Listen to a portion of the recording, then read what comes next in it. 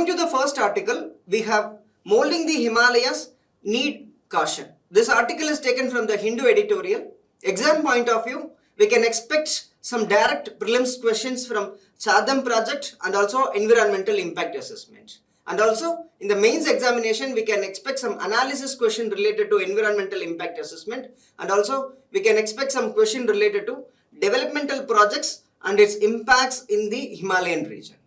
We also had a similar questions in this area. In 2020, there was a question, how does the draft environmental impact assessment notification which came in 2020 is different from the existing notification which came in 2006.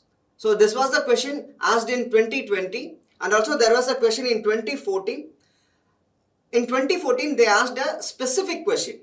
So discuss the environmental impacts of coal-fired thermal power plants located at coal pit heads. A specific question was asked in 2014. So we are also expecting some similar question in the upcoming examination. That's why we are discussing this article. Moving to the context, recently an under construction tunnel near Silkiara in Uttarkasi district had collapsed recently. In this tunnel collapse, around 41 workers got trapped inside. So in the context of this incident, we are going to discuss about the environmental impacts of developmental projects, and also we are going to discuss what are the things which we want to consider while executing such developmental projects in the environmentally sensitive zones. First, we have to know about the project, the Char Dham Marg Vikas Pariyojana. The objective of the project is to have massive infrastructure and connectivity. So the primarily focused on building the road network to connect 4 important Hindu pilgrimage sites. So they wanted to connect Yamunotri, Gangotri, Badrinath and Kedarnath. So here in 2013, there was a devastated flood in Uttarakhand and it washed all the road connectivity. So in order to revamp such devastating flood, devastating impacts on road infrastructure, the government of India, the union government, came up with a project in 2016 named Char Dham Marg Vikas Pariyojana. In this project, they wanted to connect all 4 pilgrimage centers: Gangotri, Yamunotri, Badrinath and Kedarnath. So here we have to highlight few issues, and especially in 2013, we faced some of the catastrophe related to this project. In 2023 itself, right? So recently we are facing the trouble of tunnel collapse in Uttarkasi, and also 2 months back we faced the problem of landslide in Chamoli district, and also we are facing the problem of land sinking and road carving near Joshimath and Chamba. So particular to this project, we are experiencing disaster, that too human-induced disaster. So these issues has to be taken care while considering the projects. So these things has to be considered while implementing the project. So here we have to find the reason why the project is experiencing such catastrophe in the Himalayan region. So coming to the reason, so there is a huge lapse in the project. So first thing is that the project bypassed the environmental impact assessment. So we already had a legislation in 2006 to conduct a proper detailed environmental impact assessment for the projects, especially when it comes to the road projects. We have to conduct a proper detailed impact assessment. So there is a condition that if a project is having a length of more than 100 kilometers, this environmental impact assessment is mandatory. So now coming to the Char Dham project, the length of the project is 900 kilometers. So in order to bypass this environmental impact assessment legislation, they broke down the project into 53 sub-projects so that the individual project won't go beyond the limit, that is 100 kilometers. So in this aspect, they bypassed this regulation.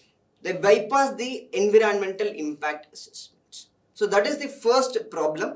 Second thing is that it doesn't follow the standards prescribed in the national highways, especially for hills and mountain regions. So as per these standards, so we want to construct the roads that is intermediate lanes of width 5.5 meter. But here the government came up with a different plan. They wanted to have a width of 7 meter. They wanted to construct a double lane with paved shoulders. So DLPS. They wanted to construct a road with DLPS facility. So for that we need more width. So here the government also bypassed, not followed the standards given in the national highway in considering in constructing the roads in hills and mountain regions. Here I have to highlight another important event. In 2018, the judiciary came and it intervened into this picture, and the Nariman, Supreme Court Judge Nariman, directed the government to implement the project as it is given in the notification. And also he wanted the government to implement this project prospectively and retrospectively. They wanted to implement the guidelines and the commitment given in the notification prospectively and also retrospectively. But government responded in a different way. So government responded that this width is needed because of the security reasons. So this was the response given by the union governments for the judicial pronouncements. So here we can able to find the huge lapse of regulation in this project. So that's why we are facing the current and previous troubles. Now we have to know about what needs to be done. So here I am going to highlight two aspects. One is the impact of the projects on environment, and also we have to think from the perspective that impact of the environments on projects. So two dimension has to be considered while executing such developmental projects in the environmentally sensitive regions, right? The first aspect is that, so why we want to consider the impact of the project on environment? Because we have to ensure that the impact is within the limit of carrying capacity of the particular region. So that we have to ensure. So for that criteria, we are insisting more on considering the impact of the project on environment. So, and also here we need to ensure two things, that the cumulative impact assessment. We have to, so the impact, the word which I meant is to consider the cumulative impact of the particular project.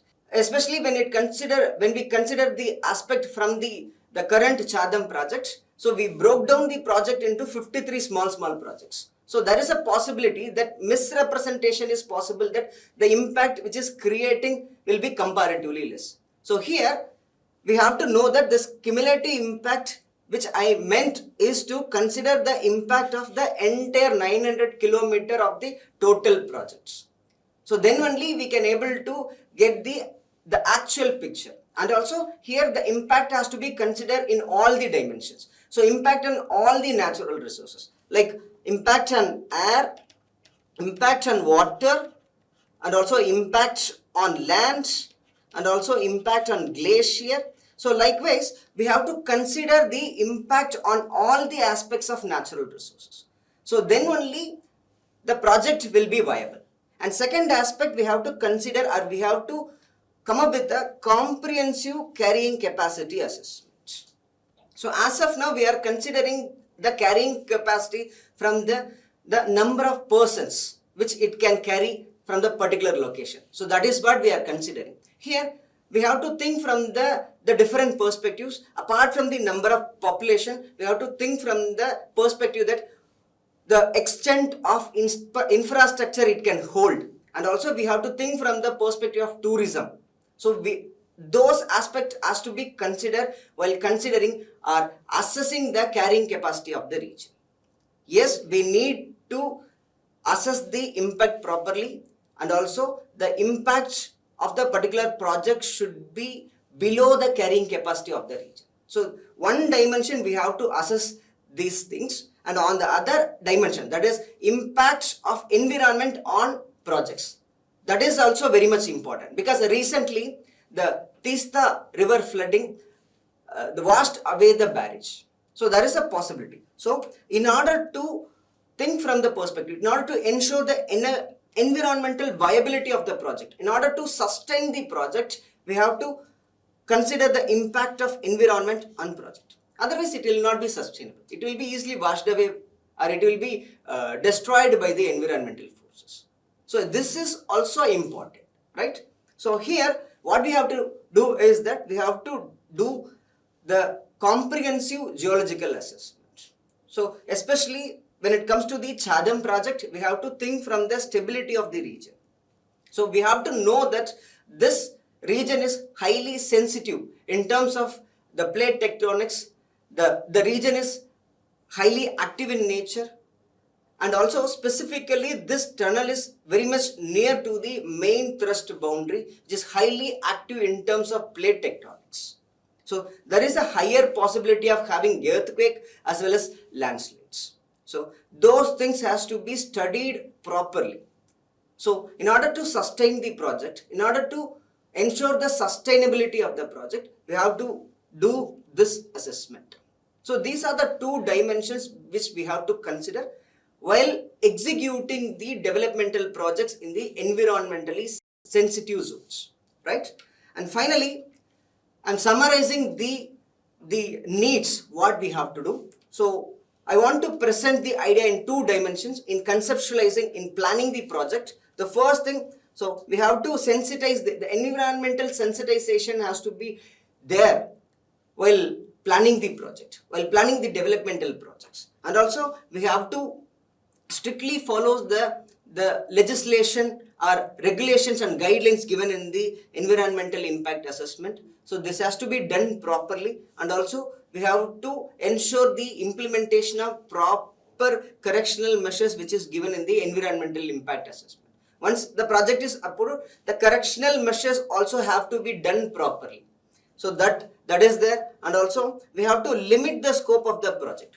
What is necessary, that has to be highlighted properly. For example, in the Char Dham project, 5.5 meter width is enough, but we are expanding it to 7 meter. So we have to limit the necessity of the project. So that is also there. And finally, the impact of environment on project has to be studied thoroughly for the sustenance of the project. So this is from the point of conceptualizing or planning the project. And second aspect, in executing the project, especially when it comes to the road or tunnel based projects, we have to ensure that strict adherence to the safety protocols has to be maintained.